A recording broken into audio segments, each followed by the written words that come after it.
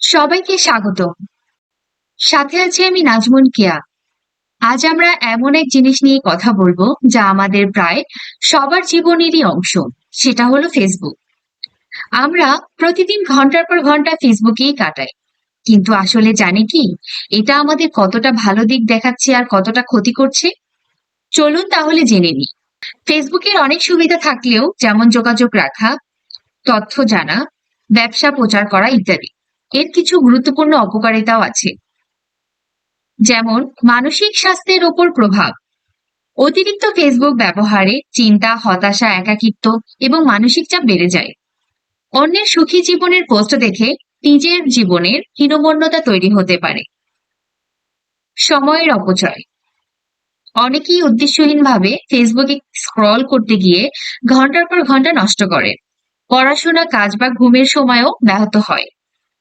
ভুয়া খবর ও বিভ্রান্তি। ফেসবুকে অনেক সময় ভুয়া খবর, গুজব ও বিভ্রান্তিকর তথ্য ছড়ায়।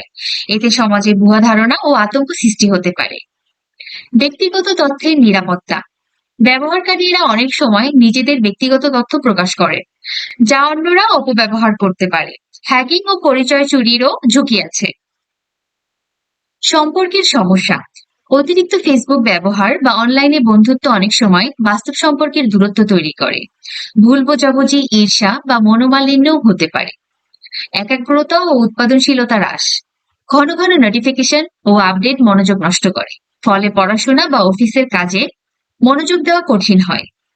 শিশু ও কিশোরদের উপর নেতিবাচক প্রভাব। অল্প বয়সী ফেসবুক ব্যবহারে অশালীন কন্টেন্ট, সাইবার বুলিং বা অতিরিক্ত নির্ভরশীলতা দেখা দিতে পারে। আসক্তি। নিয়মিত ফেসবুক ব্যবহারে অনেকের জন্য আসক্তিতে পরিণত হয়। এতে বাস্তব জীবনের কাজ ও সামাজিকতা কমে যায়। ধন্যবাদ।